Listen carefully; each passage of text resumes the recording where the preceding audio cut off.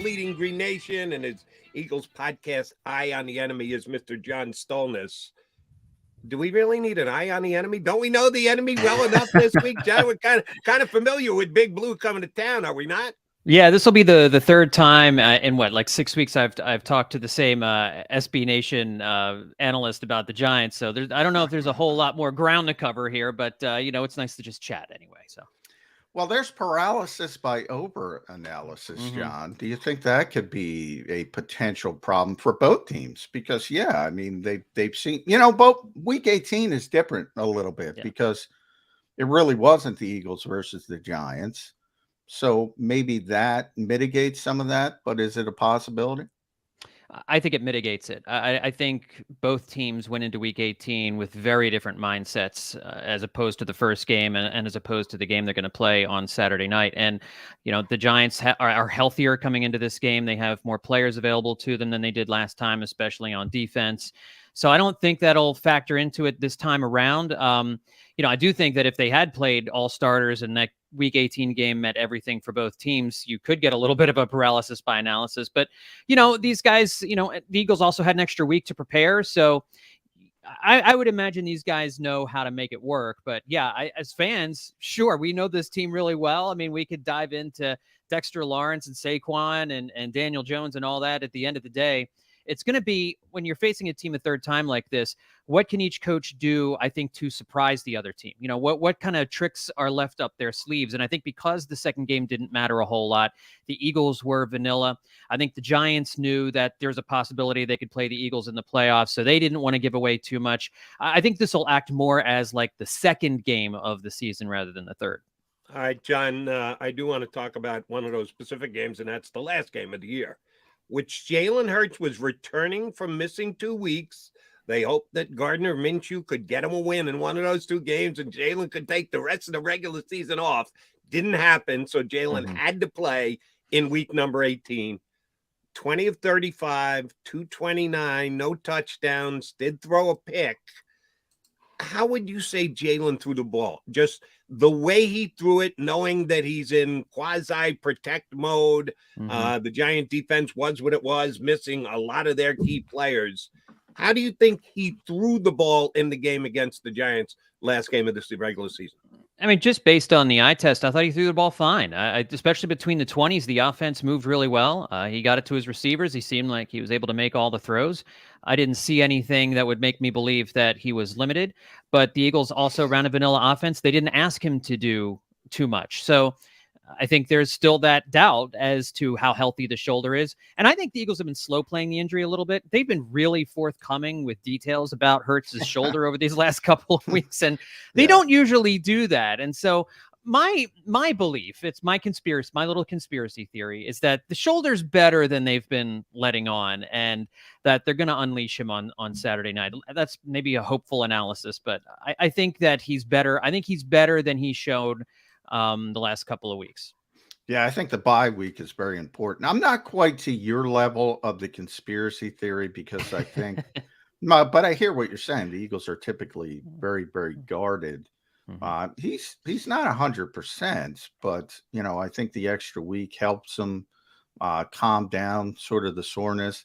My concern is if you beat the Giants, and I've talked to Jody about this, then you don't have that extra week. You have it for the Super Bowl, but you don't have it for the championship game. And then you got to go back out there and play. But you got to get over the Giants first. Now, John, you mentioned it's like the second game. Now, is there some angst with that? Because the Eagles beat Washington, and then they lost to Washington. They beat Dallas, then they lost to Dallas. Now, granted, Gardner Minshew at the controls. So if this is the real second game, any angst over that? I think more from the defensive side of things than the offensive side of things. I think on the offensive side of the ball, you know what the Giants are going to do. They're going to send blitzes. It hurts. They can't handle all of the Eagles' weapons without blitzing. And Wink Martindale blitzes, as often as he breathes. So, I mean, he's going to send guys. He's going to send extra guys at Hurts all day and see if Hurts' shoulder and see how mobile he is with his shoulder and see if Hurts can make plays like he did in the first game where, remember that one blitz where he just took off right up the middle and scored the easiest touchdown you're ever going to see. whether or not he's going to be able to do that here in the second game. So I don't know that there's going to be a whole lot of exotic looks or things that the Giants do differently on defense. There'll be some. Defensively, I wonder about a healthier Saquon Barkley, whether or not the Eagles defense will be up to the challenge of taking care of him. And the Giants look like they're doing more offensively now than they did the first time around. They're letting Daniel Jones throw on first down. It's not run to set up hopefully a 3rd and 5 where you pass the ball. So the Eagles have to be ready for that. Jonathan Gannon has to be prepared for that. TJ Hawkinson. Oh no, I'm sorry. That was sorry, that's Vikings, but they're using Hodges more than they were in the first game. They're finding different ways to get the ball down the field a little bit more, and so I do have a concern defensively with this team and whether or not they're going to be ready for the new stuff that the Giants are doing, the way they played against Minnesota last week, and their ability to kind of stop that up. JS, a lot of people that believe the Giants have a chance to beat the Eagles this week are hanging their hopes on an improved secondary from 6 weeks ago. Both Dory Jackson and Xavier McKinney missed the game against the Eagles, and they're two key members of the Eagles secondary. They played well last week in limiting Justin Jefferson, but also gave up a lot of yards to the aforementioned TJ Hawkinson underneath, specifically that all-important 4-yard catch on 4th and 8. Which guy adds more to their defensive secondary? Is there a guy that you can really look at out of those two and go, yeah, without them, their secondary is just not the same? It's the cornerback, because I think you have to find a way to handle A.J. Brown. But they have an interesting problem on their hands, because even with those two guys back, you have Brown, but you also have Devonta Smith, who really stepped up his game in the second half of the season and played well for the Eagles. And with Dallas, I don't feel like since Dallas Goedert came back that the Eagles have utilized him enough. I think this is a game where they really need to and really could focus in on getting Dallas Goedert more targets and giving him an opportunity to do a little bit more, because with the amount of that they blitz, I think there's opportunities there in the screen game for Dallas Goedert. I think there's opportunities in the middle of the field for Dallas Goedert. And if they're going to really focus on trying to bracket A.J. Brown the way they did Justin Jefferson and try, the Vikings didn't have a really good number 2 option at receiver. So the Eagles do. And I don't know that they're going to be able to do the same thing to Brown that they did to Jefferson, because if they do, well, then you feed Devonta Smith, you feed Dallas Goedert. And, Quez, I think we're all a little down on Quez Watkins, but Quez Watkins serves some purposes in this offense, and you take a couple of deep shots with him. So I think the Eagles have more that the Giants need to worry about. So even though they're healthier than last time, they still don't have enough answers unless the blitz gets home, unless the Eagles have trouble protecting Jalen Hurts. If they can figure that part of it out, there are going to be lots of opportunities for Hurts to get the ball to his guys. Yeah, defensively, I think, the Giants, I think their curveball was last week because they played umbrella coverage. They typically blitz, I think, 55% of the time, by far the most in the NFL. I don't think they're going to come in and play umbrella coverage against the Eagles. I think they're going to go back to what they are defensively, which is more of what we think of with Wink Martindale. Now, you do have a Dory Jackson, Xavier McKinney back, so they're better from a personnel perspective than they were when they lost 48-22. And we had Pat Leonard on the show from the New York Daily News, and he even said the Giants were shook in the locker room. They were like, "Ooh, we just got our butts kicked." Is this just as simple as the Eagles are just better? There's not much you can do. As good as this coaching staff is, and I think it's one of the best in the NFL, and I'm talking about the Giants. Brian Daboll, Mike Kapka, we all know is already getting serious head coaching looks. Wink Martindale, his reputation, that's as good as it gets in this league. They just don't have the weapons. Is that fair to say? I think that's fair to say. I think it's fair to say that the Giants looked really good against maybe the worst defense in the NFL last week. I think not a lot of people are talking about how truly bad the Vikings defense was all season. I think you're also underestimate. I think people are forgetting how good the Eagles coaching staff is. I mean, yes, the Giants coaching staff is getting a lot of attention because they're coming off a wild card win. They surprised a lot of teams, a lot of analysts this year. Certainly, they surprised me by playing as well as they did. The Eagles have surpassed expectations this year by a lot. Nick Sirianni and Shane Steichen's up for a number of head coaching jobs. Jonathan Gannon, for whatever anybody thinks about him, he's up for a number of head coaching jobs. And some of the other guys down the line are going to move up if those guys move along. So I don't think we want to underestimate the Eagles coaching staff either. I mean, the Giants coaching staff is getting all the headlines. And that's usually what happens after Wild Card Weekend, right? All the teams that win on Wild Card Weekend, they played. They get a lot of press and they look real. Most of the time they look good because you win a playoff game. You look good. Everybody's talking about how great Daniel Jones looked, and he did look good. And the Eagles are going to have to account for him. He's not the same guy as we've seen in previous seasons. That said, the gap between Daniel Jones and Jalen Hurts, I think, is still pretty darn big. And the Eagles have talent advantages at virtually every. There's not a matchup that the Giants present in this game that is, I think, superior to the matchup the Eagles present. All right, John. See, this is a question for both you guys. So it's John or John. Again, maybe my memory is failing me, but Lane Johnson has been a Hall of Fame level right tackle basically since he came into the league. And he's had his fair share of injuries that have like taken him out for the rest of the year. But we've also seen previously where he's gone down and come back. I'm trying to remember an incident where he came back and he wasn't 100%. And another team actually took advantage of him being uber committed to get back out on the field as quickly as possible. Am I forgetting something? Am I missing something? Because I have like this close to 100% confidence that Lane Johnson's going to be Lane Johnson this week, even though he's playing with an injury that actually needs surgery. Am I forgetting a time where Lane tried to come back too early and wasn't his Lane-like self? I would say when he had the tightrope surgery in his ankle, and he was trying to get through the season, and he had to shut it down and have reconstructive surgery. He wasn't himself, but he still wasn't exposed.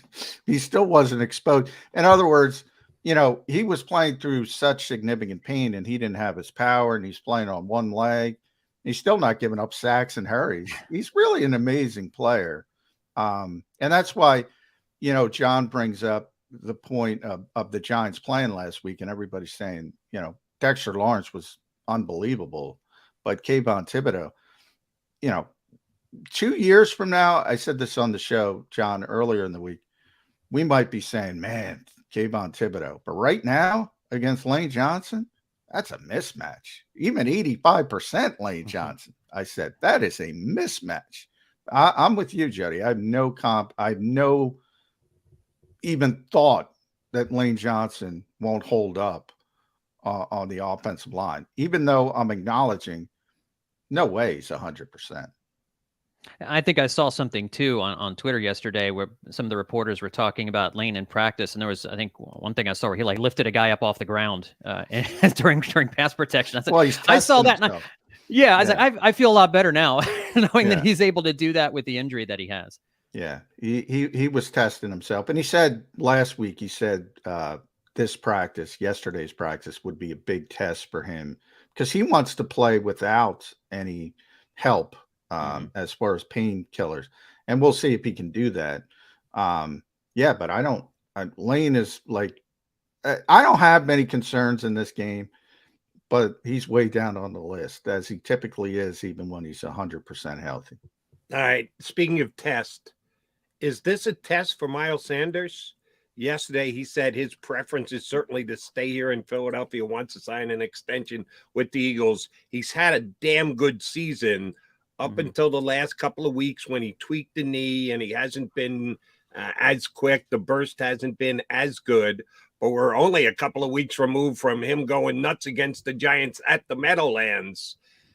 Is this a Miles Sanders game? Are they going to lean on him early and try and figure out what he's got in the tank? And if not, be ready to go to Gainwell and Scott? Or is this going to be a share the wealth game from the first snap, do you think, Johnny S.? Well, it's a Giants game, so it's most likely going to be a Boston Scott game in some way. At least, I think, at least inside the 10, we know that's the case. yeah. But I think Miles Sanders with that week of rest, and he hasn't gotten a whole lot of action here in the last few weeks of the season either. After a few 100-yard games or he set career highs, he kind of quieted down after that. And that's, I don't know as much him as it is play calling and the way the situation's kind of worked out. But I do think this is a huge opportunity for him. It does sound like he wants to come back. I think the obstacle for him coming back next year is all of the different players on defense that the Eagles would perhaps like to bring back, and you've got to probably pay the quarterback this offseason as well.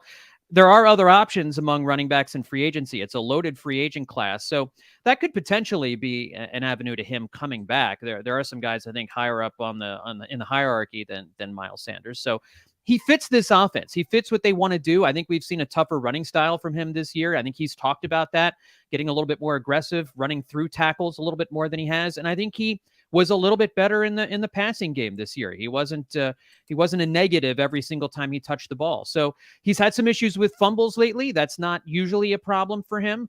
Hopefully that's going to get cleaned up and we won't see that again here in the postseason. If he puts together a couple of big games in the playoffs, it's going to be difficult for the Eagles to not bring him back. But again, there are other options out there this offseason. So I think it's a big question whether or not Miles Sanders comes back next year. I want to give you guys a mojo question. I know what Nick Sirianni would say to this, but I want to hear what you guys say to this. The Giants have been playing this up all week. So in 6 games against number 1 seeds since restructuring in 1990, the Giants are a perfect 6-0. That 6-game win streak versus number 1 seeds is the longest by any franchise since the NFL began seeding playoff teams in 1975. Does that matter at all? No. No. I mean, those are different players on different teams. I mean, yes, and, that's what Nick would say. What does that have to do with me? It doesn't have anything to do with anything. And a few years ago, the Eagles went into the Meadowlands as a 6 seed and beat the Giants as a 1 seed. Those, what was that? 2008. So, I mean, long time ago. And I don't think, those kinds of things are interesting. They're kind of fun. They kind of show you that you can't take a number 6 seed for granted. I don't think there's a worry of that. I don't think the Eagles are coming in overconfident. I think the struggles they had in the last month of the season should have wiped away any sense of overinflated superiority that they may have. I think they're going to approach this game. I think it's going to be closer than the 7.5 line indicates. I think it's going to be a tough game. And I think the Eagles and fans appropriately are looking at this game, not as a walkover, but as it's going to be a tough divisional battle at home. And it doesn't have, what happened years ago doesn't have any impact on it, but it is going to be a tough game. The Giants are a pretty good 6 seed coming in here. And some people are quoting the stat of the Eagles having won 9 games in a row at Lincoln Financial Field. So they beat the Ben McAdoo Giants. So they beat the Pat Shurmur Giants. It doesn't really move the needle for me, but the only one that matters is they beat them 2 weeks ago, but they didn't beat them as handily as they did, as people thought they were going to before the game started. The Giants did get 2 late touchdowns, though. And the Eagles' first-team defense was still on the field. All right, one kind of nice catch by a wide receiver who's woefully underachieved this year in Kenny Golladay. Slay had solid coverage on the play. Not great. The great one tips the ball away. He didn't. But is that of a concern that even with their second and third teamers, they made it a game late? And they did so more against Eagle defense. Eagle defense was great for 3 quarters. They had a field goal. They completely took the Giants out of their offensive game, but had breakdowns late. Why do you think that is? And is that where you're going into this game, John? Yeah, I think they just let up. I think they let up seeing that they were against the second and third teamers. I don't think that they, once they got that 2-score lead late, I just feel like the defense just didn't keep their foot on the gas. It shouldn't happen. I'm sure that's something they've talked about. But I don't think they expected a deep shot to Kenny Golladay to result in, the first touchdown Galladay's had in 2 seasons with the Giants. I just feel like there's not an excuse for it. And Jonathan Gannon, I'm sure, has talked to them about it. But they just let their foot off the gas. I think they felt like at that point they had secured the game, that they just needed to kind of manage the rest of the game from that point on. And they played that way. And you just can't play that way, even against second and third stringers in the NFL most of the time. All right, tremendous disrespect from Nick Sirianni this week by ordering stuffed crust pizza as he's prepping for the New York Giants. On the other hand, New York Knicks guard Jalen Brunson, tremendous disrespect by wearing a Jalen Hurts jersey instead of supporting the New York Giants. Who wins the nonsense battle, John? Which fan base? I think anytime you're thinking pizza has anything to do with anything that's happening on a field, you win the knucklehead war there. And not only that, I saw some takes online talking about Domino's Pizza being number one out of all the chains. That's ludicrous on its face. I mean, so I'm glad they went with Pizza Hut as I mean, if you're first of all, you can't go chain. I mean, what are you doing going chain if you're in the Philadelphia now region? I've heard that, John, but I think the snobs are just as bad. So, you hear it with the IPA, you got the beer snobs. Now we have the local, you hear it all the time with the cheesesteak snobs, the pizza snob. If you want stuffed crust pizza, go get stuffed crust pizza. Let people live. That's my theory. That's fine. It's just I prefer. I mean, if I have an opportunity to have a pizza made by a real pizzeria, stuffed crust or no, that's a no brainer for me. I can't even think twice about it. All right, I need both you guys' opinions on this one from the disrespect file. Did you see what Joe Mixon said yesterday? The Bengals running back? No. That the NFL is seriously disrespecting the Bengals by putting tickets on sale for the Bills and the Chiefs in Atlanta for the AFC Championship game because it needs to be played at a neutral site. So they feel they need to get out in front. Well, yeah, Joe's got a point. The Bills aren't there yet. The Bills have to beat the Bengals first. First things first. He said, how dare they do that? They're not giving. Are you telling me we got no chance to win this game in Buffalo this week? Does Mixon have right footing to say we're being disrespected by, Roger Goodell and his entire NFL front office? Even if Roger Goodell is disrespected, why does that matter? Why does that matter? I mean, if it was like, if you've got your opponent who is saying this team has no chance against us, I guarantee a win, put that on the bulletin board. Absolutely. First of all, and no, I don't agree with Joe Mixon. It's business, right? Yeah, It's business, and more than that, it's logistics. You gotta, you gotta sell 70,000 tickets in a short time frame, and you got to get it done. Well, and any fan that wants to travel, they got to book flights. They got to figure out if they're dry. I mean, but obviously players do what they do to get themselves fired up for different reasons. That's all this is. Yeah, exactly. And that's, by the way, it should be. If that nonsense gets you fired up and it works for you, use it. But I think, logical people see it in a different direction. One of the more interesting matchups for a lot of, and I'll leave it here, at John Stolnis. Make sure read John at bleedinggreennation.com. Also, Hot Stove Action, The Good Fight, PH. Kaiser White and Saquon Barkley are both from Lehigh County. They've been playing each other since high school. Mighty Emmaus versus Whitehall. Kaiser got the best of Saquon back in the day because his teams were much better. To me, he's a big part of it because the offense of the Giants, we talk about Saquon as a runner. He's a great receiver, and they try to get him out in space with those dumps in the flats. And if you don't tackle, and if you let him get out in space, you could have some issues. And to me, Kaiser White hasn't been playing his best down the stretch of the season, although he did play well against the Giants JV. Is that sort of one of those underrated matchups we got to pay more attention to? Because you also have to spy Daniel Jones as well, and that might be the speedy Kaiser White's sort of duty.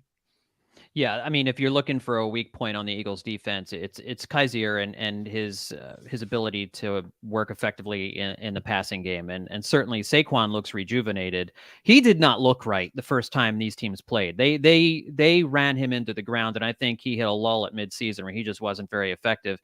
He looked pretty again against a terrible Vikings defense. He looked rejuvenated last week. We'll see if he has that same kind of juice this week. I think running the football and coming out of the backfield, Saquon, that's got to be their number one target. That's the guy that they've got to focus in on. And hopefully Gannon has some ways to scheme things up to make sure that it's not all up to Kaiser White, because that is a worrisome matchup in the passing game, whether or not he can hang with Saquon. I don't know that any linebacker has a real ability to hang with Saquon over there. So, you might have to utilize your safety. You might have to, kind of get some different guys into the mix here in order to keep an eye on him. But that would be a matchup that the Giants could look to exploit in this game, because Kaiser has struggled. I mean, he did play, like you said, better the last couple of weeks. He's effective in the run game, but coming out of the backfield, he has a hard time with running backs and tight ends. 2 quick questions for you before we let you run, Johnny. Mm-hmm. Number one, if I tell you the game on Saturday will be won by the more physical team, who wins? I want to say that's Philadelphia. That offensive line and the defense, I think you win in the trenches if it's a more physical game, right? And I think the Eagles have the best offensive line in football, and their defense almost broke the NFL sack record this year. So I look at those two lines. I look at those matchups on the interior. I look at those in the trenches, and the Eagles should be able to out-physical those teams, especially if Lane Johnson's 100%. You got Mailata and Johnson on either side. Landon Dickerson is a beast in the middle. I know Kelsey's kind of he's a lighter center. He's a guy that he's more on the more athletic side. And I know the Giants with Dexter Lawrence are talking up that could be a mismatch for them, but you've got a lot of things working on that interior. I think that's a more physical interior. And then you look at the Eagles defensive line, how they just keep Josh Sweat coming back is big. They're going to have all the rotation guys. Robert Quinn looked better in his last game of the season. So I think if the more physical team is going to win, I do think that favors Philadelphia because of the advantages they should have on both lines. All right. And I don't want to disrespect anybody. So I'm not going to say who's coming to Philadelphia next week. I'll say either who's coming to Philadelphia or where are the Giants going next week, San Francisco or Dallas, who wins the Sunday night affair in the NFC? That's a good question. Dak played really, really well last week. But again, Tampa was an under 500 team. So you have to take that with a grain of salt in some capacity. But the Cowboys did look real good. They've got a lot of weapons. And as well as Brock Purdy has played, there's just, maybe the Cinderella slipper is going to fall off if Brock Purdy has to hit the road. It might not happen at home. I think you have to take the 49ers to win that game. They've been more consistent, especially in the second half of the season over the Cowboys. Dak, against that defense, he's been interception prone all season. He throws a pick or two against San Francisco. I don't know that the Cowboys are able to overcome that. I would say San Francisco probably wins that game. Johnny, yes, always a pleasure. No, you're going to enjoy the game on Saturday night. Hopefully we get a chance we're going to get you on again at some point. It doesn't matter whether the Eagle season's over and done, whether it goes till mid-February. We're going to be coming calling, but we hope to get you on again to preview another Eagle game before the month is out. Sounds good, guys. Thanks, Stolnis from Bleeding Green Nation. His podcast is Eye on the Enemy, and the enemy this week is the New York Giants. All right, Johnny, so you're heading down to get a little insight from Coach Sirianni. He'll give you guys a little extra off the record. Anything you're going to be able to get on the record today? Do you think he's going to tell you that, all right, here, you guys can go with this, and he'll give you some insight? Now, you never know with Nick, but it's usually something stupid like stuffed crust pizza that people run with. Or, obviously the flour analogy would be the greatest example of that. So typically, yeah, if it's something on the record, it's going to be something like that. It's not going to be, hey, the Giants don't do this well, and we're going to beat the you-know-what out of them. Yeah, so that's sort of Nick's MO. Very close to the best, but he'll give us some stuff off the record. So that's the best part of being down at the NovaCare complex and seeing things. And, I was impressed, Jody, how focused everybody was yesterday. I talked to Kaiser, I talked to Slay, and they both said the same thing, which so it's coming from the head coach. Everybody talks about the number one seed, and I just brought up the Giants and what they're sort of pressing as being the lesser seed, being able to have success over the years. Both guys said, "Hey, we're 0-0. They're 1-0. So what we did in the regular season doesn't matter." And I think everybody understands that, and everybody understands this is a great opportunity for the Eagles. And I've said it pretty consistently. You couldn't envision a better path to the Super Bowl. You just got to finish it. All right. Since we're now a year and change, I guess it is, since the growing flower analogy that Nick used, is the plant completely bloomed yet? Is it still blooming? Is this playoff run going to dictate whether it goes full bloom or it stunts out at some point? If you ask Nick today, pick up the flower analogy where you're at, Coach, what would he say? Well, he would say it's never done. But I would say, and I've said this pretty consistently, and the Eagles can't think this way, but I've said it to the fan base pretty often. Enjoy this, because it's not going to happen a lot. You're not going to be 13-1 a lot. You're not going to be 14-1 with the starting quarterback. Even if he plays at this, he might even get better, Jody. He might have not reached his ceiling as a player, and they might be, 10-4, and he might be a better player. Everything coming together like this, it's rare. So you have to take advantage of where you are in this situation. But the flower analogy is that happened after the Raiders loss, which basically 2 weeks before he made the shift into making the play calling, turning over the play calling to Shane Steichen. And obviously the Eagles finished, what was it? They were 2-5 in Vegas. Then they beat Detroit. Then they lost to the Chargers. So they were 3-6 and ended up 9-8. So they were doing the math real quickly. They were 6-2 last year in the regular season. But the one game didn't even count. The last game, the Week 18 game, we always talk about that. 6-2, and 14-1 with the starting quarterback this year. That's why Shane Steichen is where he is, as far as head coaching interviews, and people looking at him. Got to take advantage of this, man. Got to take advantage of it. That's what I was going to say. I agree with everything you just said.